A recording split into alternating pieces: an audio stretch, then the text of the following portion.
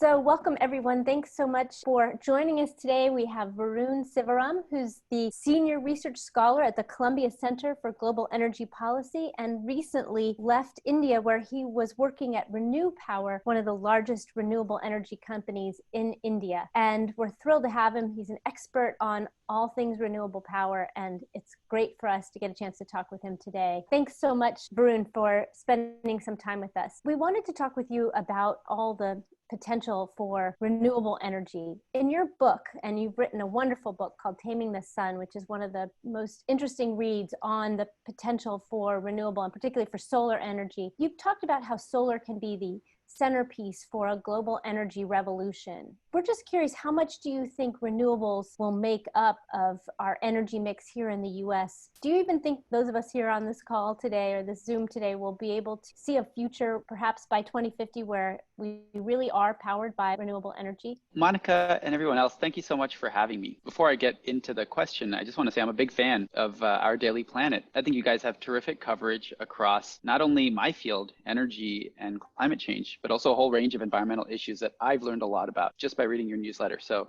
it's a pleasure to be here. To answer your question, let's start with where we are today. Today, around the world, solar energy is a little over 2% of global electricity production. That means it's less than 1% of global energy production. So it might sound like solar energy, has a very long way to go, but actually the last decade of solar has just been tremendous. Solar has exponentially grown around the world, in particular in India, where I just was. And I think for years to come, that growth is going to continue. The way the world is headed, I think we can count on solar energy generating roughly 10% or maybe a little more of global electricity by the year 2030. Doesn't sound like a whole lot, but it is 5 times more than what it is right now, 4 or 5 times more. And then by 2050, in my book, Taming the Sun, I set a target of 33% solar electricity by 2050. If we reach that target, I think it'll be a tremendous accomplishment, not least because solar energy is intermittent. So it's really hard to integrate that large amount of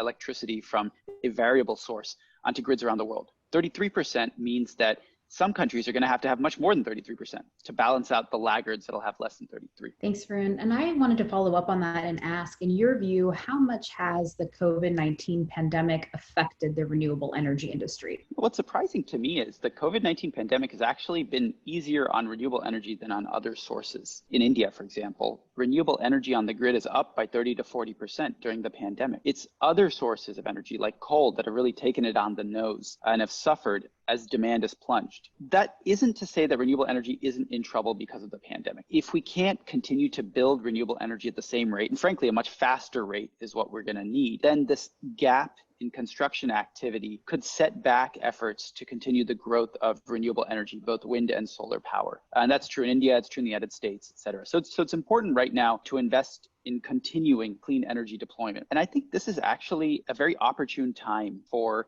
countries around the world, and particularly the United States, to invest in innovation, to say, look, the COVID-19 pandemic has clearly caused an immediate shock to the economy, and what we need is immediate relief. But we also need long-term economic recovery. And in the long run, innovation, investments in innovation, research and development, developing new technologies and industries are one of the most effective ways of generating sustainable and good jobs in a variety of regional clusters of innovation. I know you have taken a look already at the innovation sections in the climate plan that the House Democrats released today. Just give us a snapshot of what you think is so promising about that part of the plan. I'm thrilled with the provisions in the House Select Committee's majority plan that came out today on the climate crisis. The plan includes a call to increase spending on research, development, and demonstration of new technologies to $35 billion by 2030, including $2 billion for an agency that's frankly awesome, ARPA-E, the Advanced Research Projects Agency for Energy. Now, when we talk about solar power, solar energy can reach right now homes and buildings that use electricity, but it's really tough to reach industry with clean electrons generated from solar panels. And one way to do it is to produce a new energy carrier. And the House Select Committee report has a big role to play for blue and green hydrogen. That is hydrogen generated from renewable sources or generated from fossil fuels where the emissions are captured. I think it's terrific that the report focuses on all these critical technologies for deep decarbonization, because we're not going to get to where we need to go, which is a net zero economy, ideally by 2050 in the US, without brand new and improved technologies. We simply don't have the tools we need right now. What do you say to people who take issue on solar project development on the basis of land use? So for instance, if we have to clear forest in order to put up solar arrays, or if that land could be used for food or housing or whatnot, what's your view on that? I'd say those critics have a point. Solar energy is in fact land intensive. It's not as energy dense a source of power as, for example, nuclear energy or even fossil fuels. But that isn't to say that these obstacles are insurmountable. So I understand there's sometimes environmental trade-offs. That said, there is a large amount of land, not just in the United States, but also in other countries, and I'll talk a little bit about India, to build solar energy without necessarily destroying natural habitats or encroaching on human economic uses. A recent study in 2020 showed that 2,000 gigawatts of renewable energy from wind and solar could be built on land in India without encroaching on natural habitats or displacing high productivity agriculture. So the land is there, but as the land decreases, it's going to be important to get creative. One creative way is for some of the wind installations, both in India and the United States, as time passes, the turbines on those windy sites become outdated.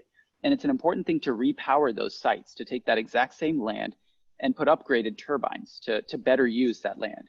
Another creative way to use land is dual use approaches where you can have both agriculture and, for example, wind turbines or even solar panels for a particular parcel of land. I'm not as worried about land for the development and deployment of solar power as I am about other obstacles. The biggest obstacle, the one that scares me, that may not enable us to get to that 2050 target of 1/3 electricity from solar energy, is inflexibility of the electricity system. If we try and put solar panels on the grid without expanding the grid, investing in storage, investing in other power plants that can compensate for intermittent solar, and making our demand, our consumption of electricity much more flexible, well, then we're going to hit a wall where it doesn't make sense to put the next solar panel on the grid. And we're already seeing those sorts of economics playing out in some of the frontier markets, California, Germany, et cetera. You're working on a new report called Energizing America that provides a roadmap for transforming the economy to be a clean energy economy and the leader in the world. And you talked a minute ago about that new plan that the House majority has put out, the kinds of investments that it talks about.